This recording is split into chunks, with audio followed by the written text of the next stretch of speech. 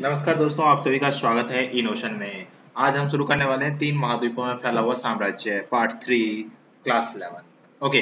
रोम साम्राज्य सबसे पहले बात करने वाले हैं हम। ये तीन महाद्वीप आप सभी जानते हैं टोटल महाद्वीप कितने हैं? 7 महाद्वीप हैं। उन सभी का नाम आप सभी को कमेंट में लिख के बताना है, और अगर नहीं जानते हैं तो ये भी लिख कर बताना है, मैं आप सभी को वहां पर बताऊंगा। ठीक है। तीन महाद्वीपों में फैला हुआ साम्राज्य, अब हम उसकी बात करने वाले हैं। तो वो था रोम साम्राज्य। आज का अधिकांश यूरोप, पश्चिमी एशिया और उत्तरी अफ्रीका का हिस्सा शामिल था। तो देखिए, रोम साम्राज्य में कौन कौन सा हिस्सा, कौन कौन से यूरोपीय वो महाद्वीप थे? तो उसका नाम है यूरोप है, पश्चिमी एशिया है और उत्तरी अफ्रीका का हिस्सा है। अब आप सोच रहे होंगे ये यूरोप कहाँ है, पश्चिमी एशिया कहाँ है और उत्तरी अफ्रीका कहाँ है? तो मैं आप सभी को एक चीज बहुत ही अच्छे से क्लियर करने वाला हूँ, वर्चुअलाइज करवाने वाला हूँ, आप कभी नहीं भूलेंगे। चलिए दिखाते हैं आपको कैसे वर्चुअलाइज करवाता हूँ आपको दोस्तों। यूरोप, पश्चिमी एशिया और उत्तरी अफ्रीका का हिस्सा। हाँ जी दोस्तों, जैसा कि आप ये देख पा रहे हैं पूरा बड़ा सा वर्ल्ड मैप है ये बेसिकली। मैं यहाँ शुरुआत करने वाला हूँ आप सभी के लिए इंडिया से। कहाँ से शुरुआत करने वाला हूँ दोस्तों? इंडिया से। तो इंडिया जो पड़ता है वो पड़ता है साउथ एशिया, दक्षिणी एशिया में। ठीक है। तो दक्षिणी एशिया में पड़ता है, तो इससे ऊपर जो होगा उत्तर होगा, और इससे इस तरफ जो होगा वो पश्चिम होगा। तो बेसिकली ये जो पूरा एरिया है ये पश्चिमी एशिया है दोस्तों। और क्या था? यूरोप। ये पूरा यूरोप का एरिया है, देख सकते हैं आप यहाँ पर कौन कौन से देश हैं। ये यूके, आयरलैंड, जर्मनी, फ्रांस, ये सारे देश जो है वो यूके में पड़ते हैं। और ये जो है ये उत्तरी अफ्रीका पड़ता है दोस्तों। क्या पड़ता है ये उत्तरी अफ्रीका पड़ता है। तो ये इस एरिया की बात कर रहे हैं हम। और बाकी देख सकते हैं ये चाइना है, ये इंडिया है। इंडिया से हमारा किस तरफ का एरिया है? ये पश्चिमी की तरफ का एरिया है। और जो ये देखिए, ये जो है हमारा वो पूरा साउथ अफ्रीका है, अफ्रीका है बेसिकली। अफ्रीका के नॉर्थ नॉर्थ ऊपर की तरफ है, तो नॉर्थ में ये पूरा एरिया आता है।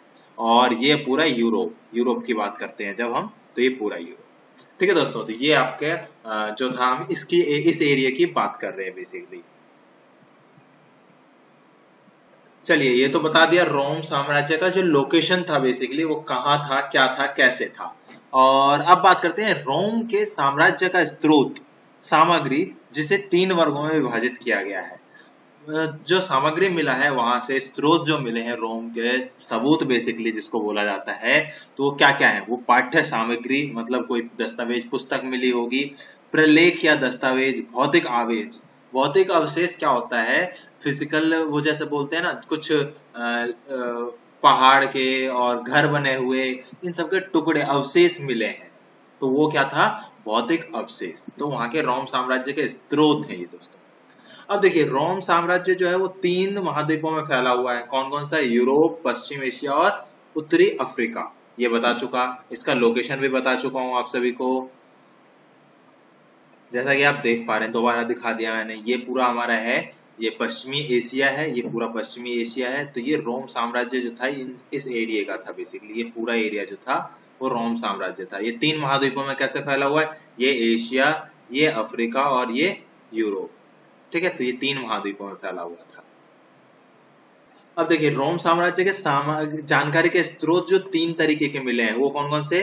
पाठ्य सामग्री बता दिया, प्रलेख या दस्तावेज और भौतिक अवशेष। तो इसके भी अलग अलग पार्ट हैं। तो वो वह वर्ष वृत्तांत वृत्तांत वर्ष वृत्तांत जो होता है बेसिकली, लोग अपनी वो लिखते हैं वर्ष वृत्तांत। तो उसका पत्र, उस टाइम जो पत्र चलते थे उससे हमें ये सबूत मिला है। व्याख्यान, कोई कवि ने किसी चीज की व्याख्यान की है। प्रवचन, कानून, ये सब मतलब ये अलग अलग टाइप्स के सामग्री मिले थे, पाठ्य सामग्री। फिर है पेपाइरस पर लिखे गए जो दस्तावेज थे, प्रलेख थे, उस वो मिले हैं रोमन साम्राज्य के सबूत। फिर भौतिक अवशेष, जैसे भौतिक अवशेष के ऑप्शन है, उदाहरण है इमारतें, बर्तन, सिक्के आदि। इन सब से हमें पता चला कि वहां पर कैसे क्या सामग्री थे, कैसे क्या स्रोत था रोम साम्राज्य का जो वहां पे विकसित था।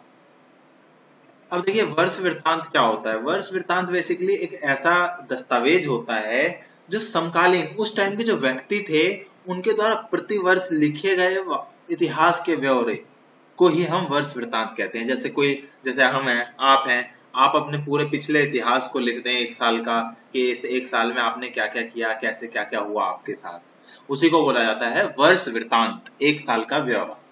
फिर है पेपायरस। क्या होता है? पेपायरस एक सरकंडे जैसा पौधा था जो नील नदी के किनारे उगा करता था।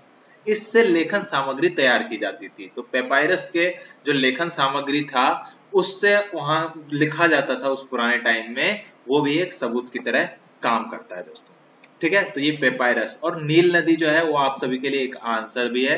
नील नदी दुनिया की सबसे बड़ी नदी है। ठीक है, ये भी आप याद कर लीजिएगा। तो नील नदी कहाँ है ये आप ऑप्शन में लिख कर बताइएगा, कमेंट बॉक्स में, सॉरी। तो लिख के जरूर बताइएगा आप सभी को, अगर पता हो जिसको भी, और जिसको ना पता हो उसको आपको हम बताएंगे जरूर। चलिए अब अगली बात करते हैं हम रोमन साम्राज्य का आरंभिक काल। तो ये रोमन साम्राज्य जो था वो शुरू कब हुआ और रोमन साम्राज्य कैसा था, क्या क्या था मतलब उसमें। तो रोम साम्राज्य में 509 ईसा वर्ष पूर्व से 27 ईसा वर्ष तक गणतंत्र शासन व्यवस्था चली। तो वहां पर गणतंत्र शासन व्यवस्था थी। गणतंत्र जैसा जानते हैं ना आप सभी, 26 जनवरी को क्या मनाते हैं? गणतंत्र दिवस मनाते हैं। तो इस टाइप की ही शासन व्यवस्था उस टाइम रोम साम्राज्य में भी थी। कब से कब तक? 509 से 27 ईसा पूर्व तक। आप सभी को एक बात बता दूं, आप सभी नोट्स जरूर बनाइए क्योंकि नोट्स बहुत ही इंपॉर्टेंट होते हैं। नोट्स आपके बहुत काम आने वाले हैं। मैं बहुत ही वर्चुअलाइज करवा के पढ़ाने की कोशिश कर रहा हूं दोस्तों। तो प्लीज आप सभी भी मेरे साथ दीजिए और नोट्स जरूर बनाइए जिससे आपको याद रह सके और आप मार्क्स में लाने में कोई दिक्कत ना हो, मार्क्स अच्छे से अच्छे मार्क्स ला सके आप। चलिए अगली बात करते हैं। जो प्रथम सम्राट था वो था ऑगस्टस। ऑगस्टस का 27 ईसा पूर्व में ने गणतंत्र शासन व्यवस्था का तख्त पलट दिया। ऑगस्टस ने क्या किया? 27 ईसा पूर्व में गणतंत्र शासन व्यवस्था का तख्ता पलट किया और स्वयं सम्राट बन गया। उसके राज्य को प्रिंसिपेट कहा गया। उसके राज्य को क्या कहा गया दोस्तों? प्रिंसिपेट। जल्दी से नोट कर लीजिए, आप लिखते जरूर जाइए। वह एक प्रमुख नागरिक के रूप में था, निरंकुश शासक नहीं था। अब देखिए अभी जो है राष्ट्रपति जो होता है हमारे देश का, वो क्या होता है? वो प्रथम नागरिक होता है देश का और निरंकुश नहीं होता है। इसी प्रकार से उस टाइम वो जो था राज्य का प्रिंसिपेट जो था उसने तख्ता पलट तो कर दिया और वो निरंकुश शासक नहीं था। ठीक है दोस्तों, ये लिख लीजिए, नोट करते जाइए आप। नोटबुक जरूर बनाइए, नोटबुक बनाना बहुत ही इंपॉर्टेंट है।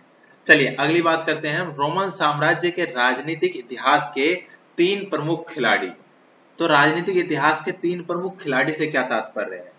जैसे देखिए 3 प्रमुख खिलाड़ी वर्ग बेसिकली ये है। आपके स्कूल में देखिए 3 टाइप के वो होते हैं, प्रिंसिपल, अध्यापक और बच्चे।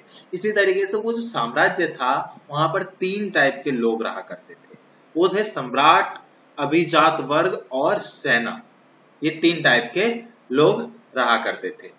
और इस टाइम ही रोमन साम्राज्य में प्रांतों की स्थापना हुई थी। लिखिए जल्दी से, प्रांतों की स्थापना की गई थी।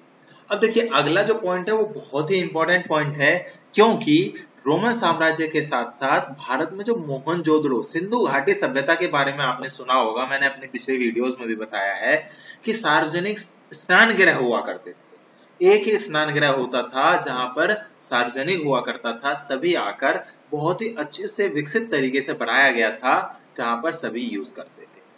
अब देखिए अगली बात करते हैं हम तीसरी शताब्दी का संकट। इतना लिखते जाइए जल्दी से। रोमन साम्राज्य का आरंभिक काल क्या था, किस तरह से था, ये मैं लिखवा चुका। जल्दी से ये सारा नोट कर लीजिए आप। अगले बात करते हैं हम तीसरी शताब्दी का संकट। लिखिए प्रथम और द्वितीय शताब्दियां जो थी वो शांति, समृद्धि और आर्थिक विस्तार की प्रतीक थी। लेकिन तीसरी शताब्दी जो था वो क्या हुआ ना, देखिए ऐसा होता है जब शांति समृद्धि के साथ साथ बढ़ रहे हैं लोग तो कुछ लोग आगे पीछे हो जाते हैं। तो आगे पीछे होने की वजह से उनमें तनाव उत्पन्न होता है कि वो हमसे आगे चला गया, हम उनसे पीछे हैं।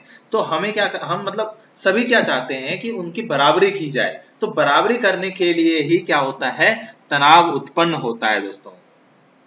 तो जब ईरान ने ससानी वंश के बार बार आक्रमण हुए, ईरान के ससानी वंश के बार बार आक्रमण हुए, इसी भी जर्मन मूल की जनजातियों जैसे कि फ्रैंक, एलमनाई और गोथ ने रोमन साम्राज्य के विभिन्न प्रांतों पर कब्जा कर लिया। अब ये सोच रहे होंगे अब ये ईरान और रोमन साम्राज्य ये कहाँ है, दिखा दो एक बार आपको। ये देखिए, ये जो था इस तरफ जर्मन साम्राज्य है, ठीक है, इधर ही कब्जा कर लिया गया था दोस्तों। तो कब्जा कर लिया गया, तो उस चीज के लिए उन्होंने क्या किया, वहां पर क्या हुआ, तनाव उभर गया, तनाव उभर गया और साम्राज्य में अस्थिरता आई। रोमन साम्राज्य बेसिकली एक प्रकार का मतलब पूरा साम्राज्य था, और उसमें अंदर के ही लोग आपस में लड़ाई कर रहे थे, जिसकी वजह से वहां पर वो हुई, अस्थिरता आ गई। 47 वर्षों में 25 सम्राट हुए। इसे तीसरी शताब्दी का संकट कहा जाता है। सिर्फ 47 ईयर्स में 25 सम्राट बदले गए, और इसीलिए इसे तीसरी शताब्दी का संकट कहा गया। लिख लीजिए, जल्दी जल्दी लिखते जाइए। अब बात करने वाले हैं हम परवर्ती पुराकाल। किसकी बात करने वाले हैं दोस्तों, परवर्ती पुराकाल की बात करने वाले हैं। लिखते जाइए, पहला पॉइंट लिखिए, चौथी से 7वीं शताब्दी को क्या कहा जाता है, परवर्ती पुराकाल कहा जाता है।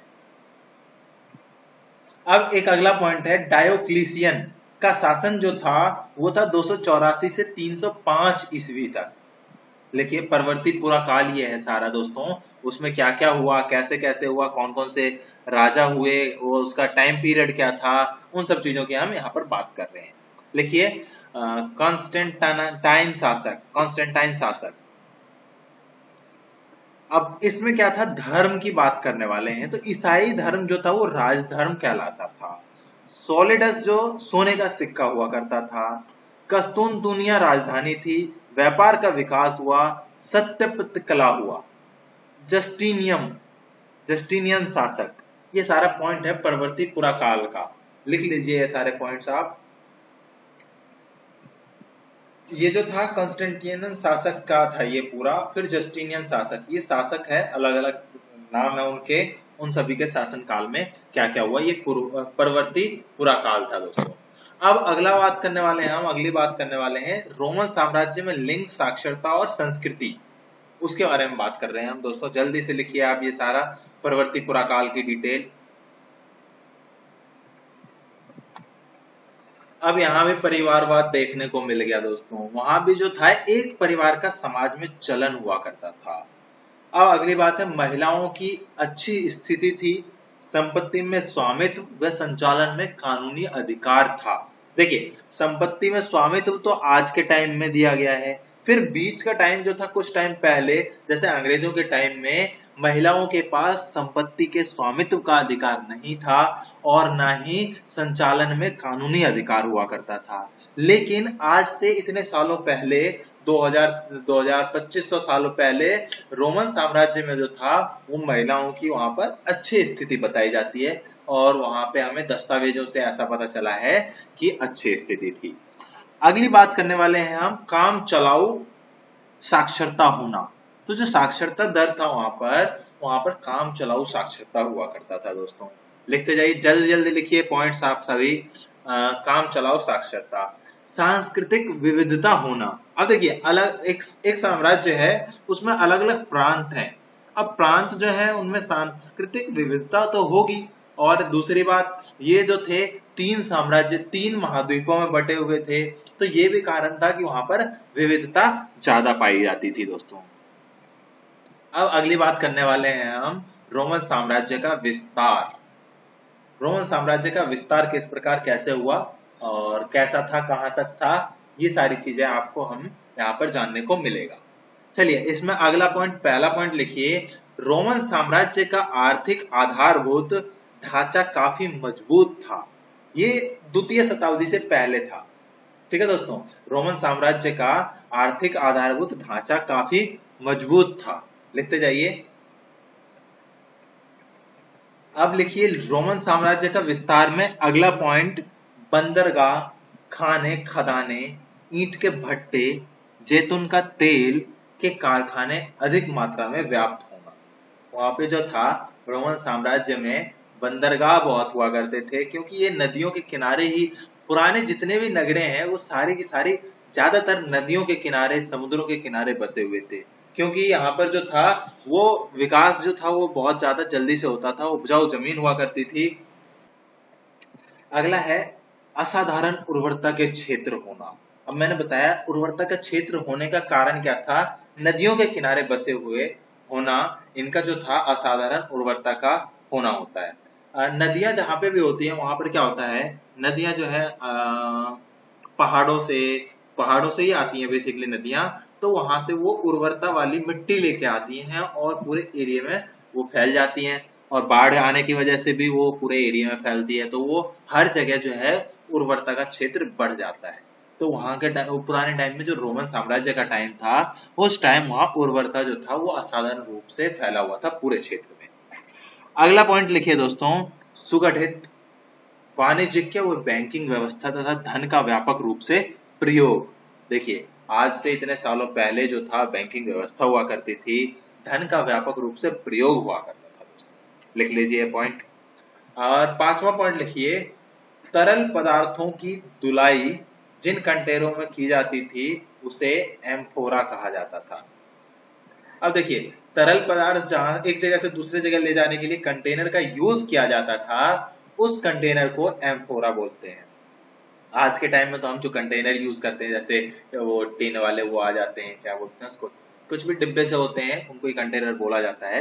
तो वो कंटेनर जो थे उस टाइम क्या बोला जाता था वहां पर, एम्फोरा, एम्फोरा बोला जाता था। अब अगला है, जो जैतून का तेल होता है ड्रेसल बीस नामक कंटेनरों में ले जाया जाता था, वो जो स्पेन में उत्पादित होता था। पॉइंट लिखिए, स्पेन में उत्पादित जैतून का तेल ड्रेसल बीस नामक कंटेनरों में ले जाया जाता था। लिख लीजिए जल्दी से ये पॉइंट।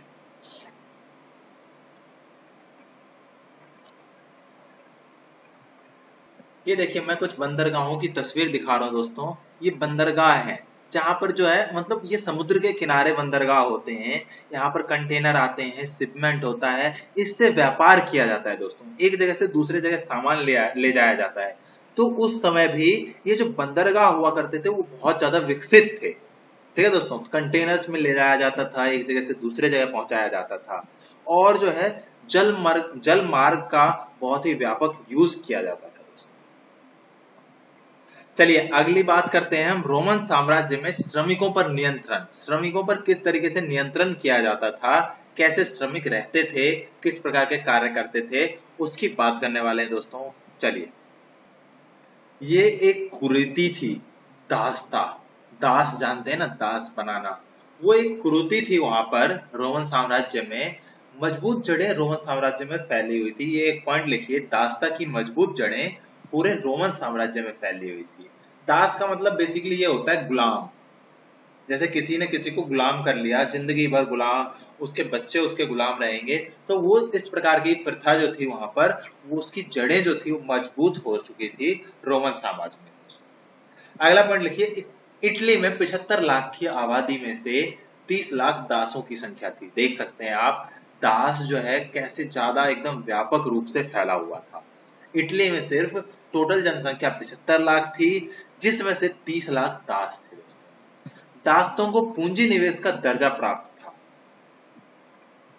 लिखिए पॉइंट तीसरा, दासों को पूंजी निवेश का दर्जा प्राप्त था। उसके बाद लिखिए दोस्तों, उच्च वर्ग के लोगों द्वारा श्रमिकों एवं दासों से क्रूरतापूर्ण व्यवहार किया जाता था। ये बहुत ही दुख होने वाली बात है। लेकिन क्या कर सकते हैं, उस टाइम में जो था, दासों और श्रमिकों के साथ बहुत ही ज्यादा क्रूरता की जाती थी, जानवरों वाला व्यवहार किया जाता था। अगला पॉइंट लिखिए, ग्रामीण लोग ऋणग्रस्त से जूझ रहे थे। वहां पे ग्रामीण लोग जो थे, मतलब उतना विकास नहीं हो पा रहा था, उतनी ज्यादा इनकम नहीं थी, जिसकी वजह से वो ऋण के शिकार हो रहे थे। वहां पे ऋण ज्यादा देना पड़ रहा था, ऋण चुकाना पड़ रहा था, और वो ऋण में दबे हुए होते थे। अगला पॉइंट लिखिए दोस्तों, दासों के प्रति व्यवहार सहानुभूति पर नहीं बल्कि हिसाब किताब पर आधारित था। ये पॉइंट लिखिए, बहुत ही इंपॉर्टेंट पॉइंट है। दासों के प्रति व्यवहार सहानुभूति पर नहीं बल्कि हिसाब किताब पर आधारित था।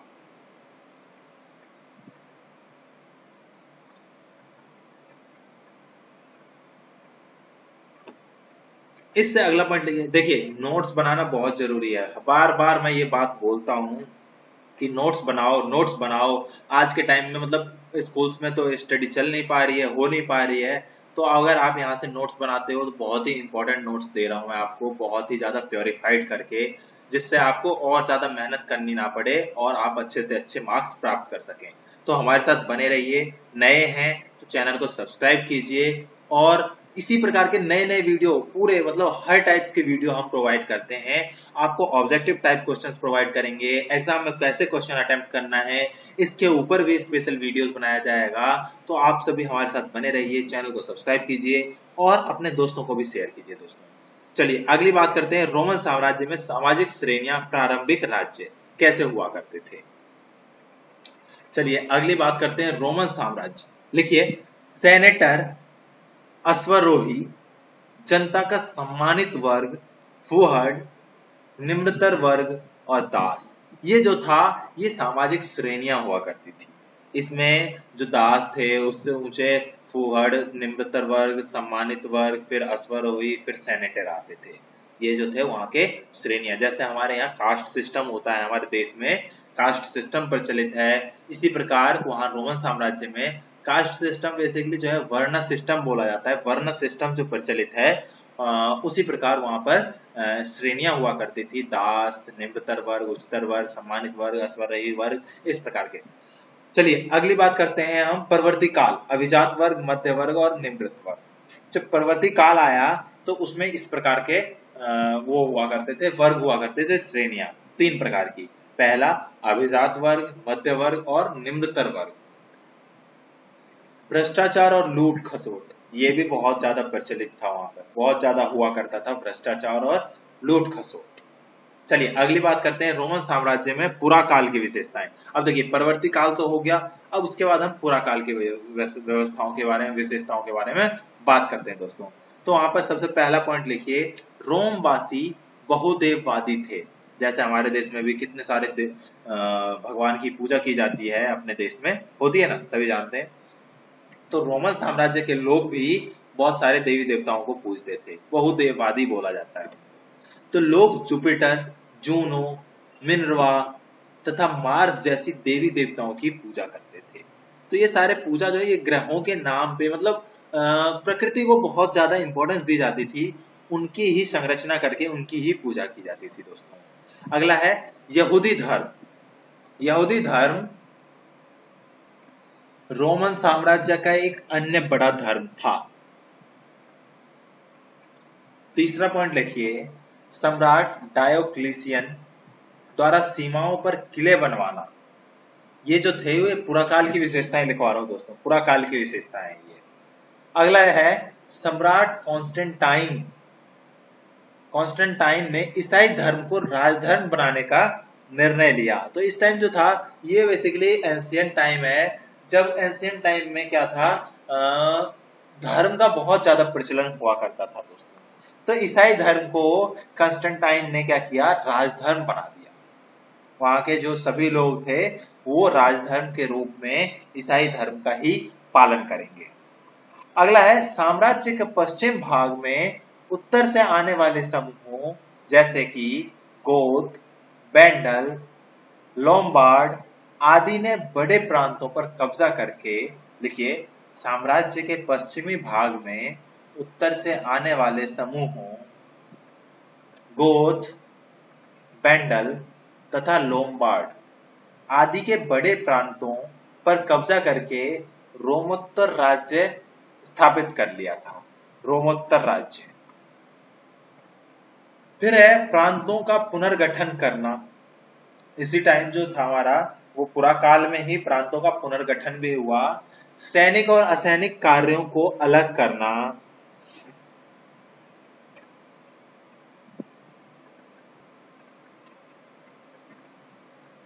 उसके बाद इस्लाम का विस्तार, प्राचीन विश्व इतिहास की सबसे बड़ी राजनीतिक क्रांति थी।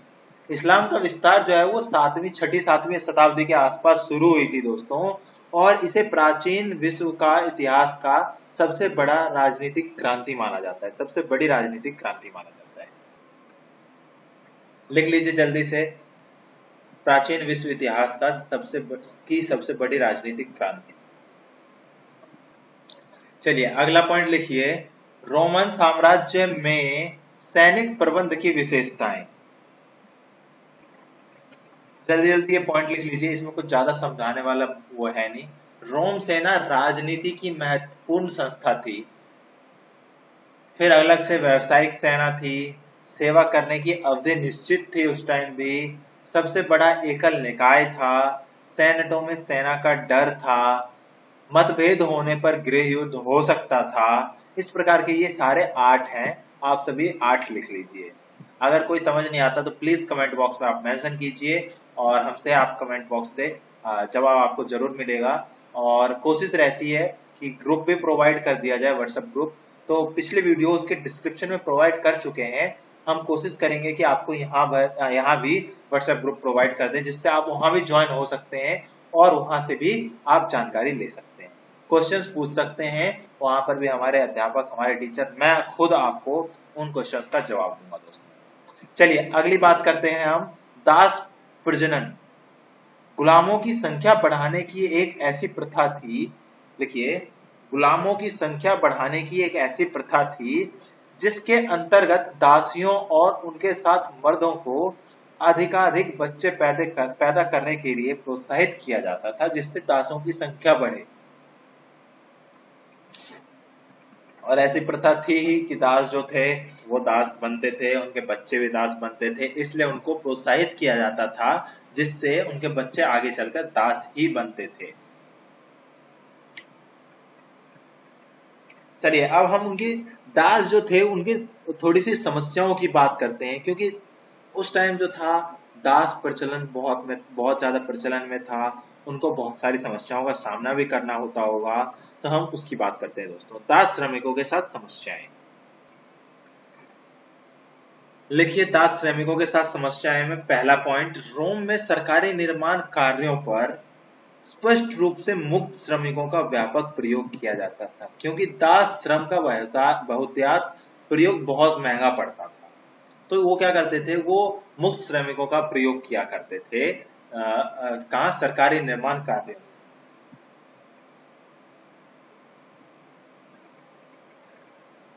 अगला है भाड़े के मजदूरों के विपरीत, जो डेली वेजेस पे काम करते थे, रोज मजदूरी करते थे और उनको पैसा मिलता था, उनके विपरीत गुलाम श्रमिकों को वर्ष भर रखने के लिए भोजन देना पड़ता था और उनके अन्य खर्चों को उठाने पड़ते थे, जिससे इन गुलाम श्रमिकों को रखने की लागत बढ़ जाती थी।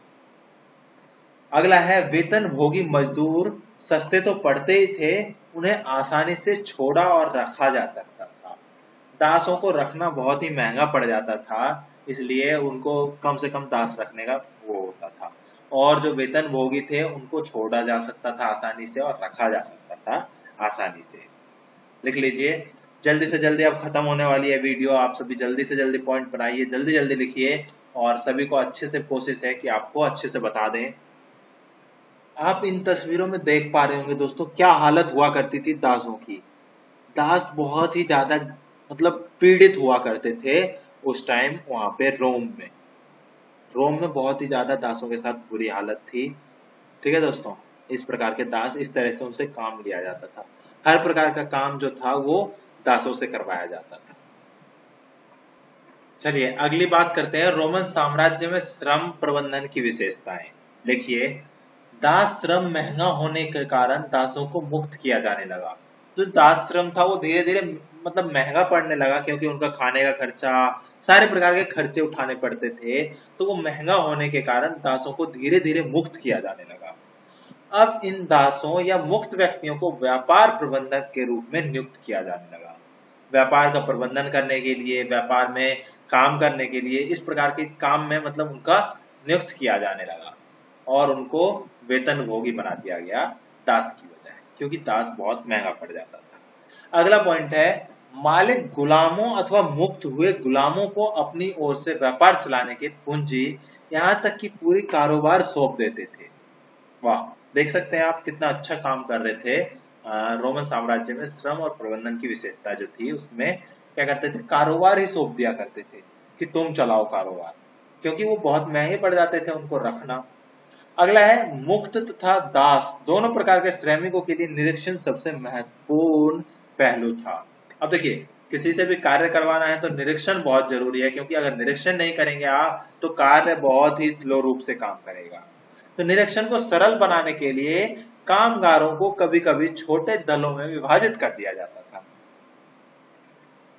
अगला पॉइंट लिखिए,